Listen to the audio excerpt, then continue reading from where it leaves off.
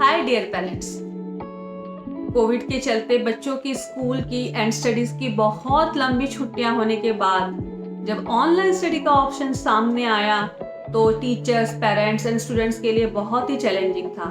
और सबसे ज़्यादा चैलेंजिंग पेरेंट्स के लिए था, क्योंकि बच्चों को पढ़ाना था। पेरेंट्स को पूरा टाइम बच्चे घर पे रहने वाले थे और उनकी हेल्प किस तरह से की जाए, ऑनलाइन स्टडीज़ को कैसे किया जाए, ये उनके लिए बहुत ही ज़्यादा चैलेंजेबल था।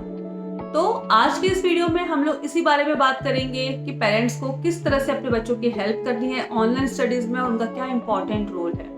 मैं हूं Madhuri Sada, motivational speaker, life coach, counsellor and parenting expert. Friends, मेरे चैनल को सब्सक्राइब कीजिए। ये वीडियो यदि आपको पसंद आता है तो लाइक और कमेंट करके मुझे जरूर बताइए। और हाँ, इसे शेयर करना ना भूलिए, क्योंकि बहुत सारे यूजफुल टिप्स बहुत सारे पेरेंट्स को काम में आने वाले हैं। तो चलिए वीडियो की शुरुआत करते हैं। सबसे पहली बात दोस्तों, मैं आपको ये कहना चाहती हूँ कि आपका जो माइंडसेट है इस ऑनलाइन स्टडीज को लेके, कि ऑनलाइन स्टडीज में बच्चे पढ़ाई नहीं कर पाएंगे, नहीं कर सकते, इतनी देर तक कैसे स्क्रीन के सामने बैठेंगे, इस तरह से कोई स्टडीज नहीं होती है, एक्सेट्रा एक्सेट्रा, जो भी आपकी निगेटिव थॉट्स है और जो भी आपने बच्चों के अंदर भी ये जो माइंडसेट बना रखा है कि ऑनलाइन में स्टडीज नहीं होती है, आप इस माइंडसेट को चेंज कर दीजिए। आप इस एटमॉस्फेयर को बदल दीजिए। आपको जो लग रहा है कि आपका जो लग रहा है कि ये स्टडीज बहुत मुश्किल है, इसके बदले में आप ये सोचिए कि एटलीस्ट बच्चे पढ़ाई से टच में हैं, उनका साल वेस्ट नहीं हो रहा है, वे अपना होमवर्क रूटीनली एंड टाइमली कर रहे हैं और उनके लिए ये पढ़ाई बहुत अच्छी है। जब आप इस तरह से खुद सोचेंगे और बच्चों को भी जब आप ये समझाएंगे, तो मुझे लगता है कि ये पॉजिटिव एटमॉस्फेयर आपके बच्चों के लिए और आपके लिए और ऑनलाइन स्टडीज के लिए बहुत ज़्यादा फायदेमंद होगा। और हाँ, इसमें जो प्रॉब्लम आ रही है वो प्रॉब्लम ये आ रही है कि बच्चों के पास में गैजेट्स की कमी है, बच्चों के पास में इंटरनेट पूरा नहीं पड़ रहा है।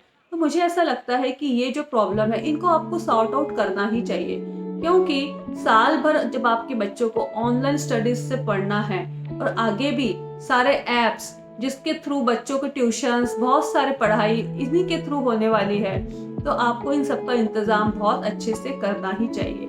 इसके अलावा सेकंड टिप की अगर मैं बात करूं दोस्तों, तो घर में शांत माहौल पर एक अच्छा एरिया जहाँ पे बच्चे शांति से पढ़ सके, जहाँ पे उन्हें कोई डिस्टर्बेंस ना हो, उनका ध्यान बार बार डिस्ट्रैक्ट ना हो, ऐसी जगह पे बच्चों को पढ़ाई करने के लिए, उनकी ऑनलाइन पढ़ाई करने के लिए उनका इंतजाम करना चाहिए।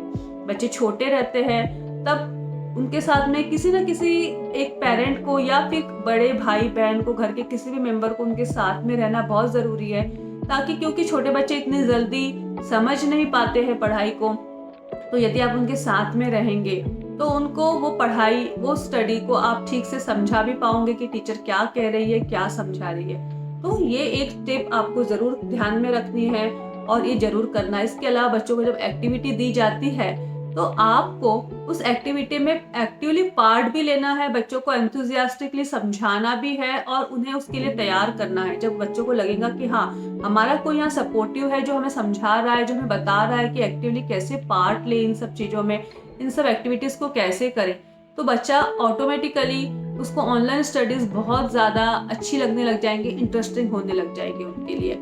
और बच्चे को जब भी किसी सब्जेक्ट में, किसी टॉपिक में डिफिकल्टी है, तो मुझे ऐसा लगता है कि पहले दिन यदि आप उस टॉपिक से बच्चों को फैमिलियर करवा देते हैं, उन्हें उसको थोड़ा सा पढ़ा देते हैं उसके बारे में, तो जब नेक्स्ट डे वो स्क्रीन के सामने जब टीचर्स उन्हें पढ़ाएंगी, तो मुझे लगता है कि वो बहुत ज़्यादा अच्छे से उसे कैच कर लेगा और जल्दी से उसे ध्यान में आ जाएगा और वह उसे पढ़ पाएगा। तो उसके लिए ऑनलाइन स्टडीज मेरे ख्याल से बोरिंग ना होके अच्छी उसे लगने लगेंगे, इंटरेस्टिंग लगने लगेंगे।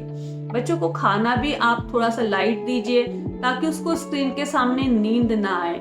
इसके अलावा बच्चों को 5 मिनट का ब्रेक भी दे सकते हैं कि हर आधे 1 घंटे के बाद में 5 मिनट अपनी आंखों को रेस्ट दे ले या थोड़ा सा घूम के आ जाए, ताकि बैठा बैठा है एक जगह तो उसके जो पैर वगैरह में जो परेशानी हो रही है वो उसे ना हो।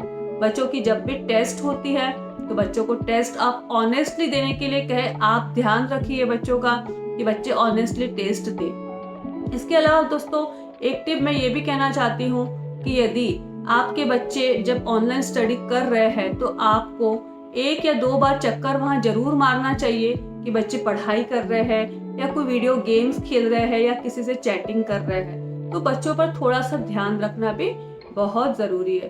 तो दोस्तों ये छोटे छोटे से टिप्स हैं जिसे आपको ध्यान में रखना है और इन टिप्स के द्वारा आप ऑनलाइन स्टडीज़ को बहुत अच्छी, बहुत सिंपल और बहुत ही दमदार बना सकते हैं। तो आपको कैसे लगे मेरे ये टिप्स, आप मुझे कमेंट करके ज़रूर बताइए। तब तक मिलते हैं वापस।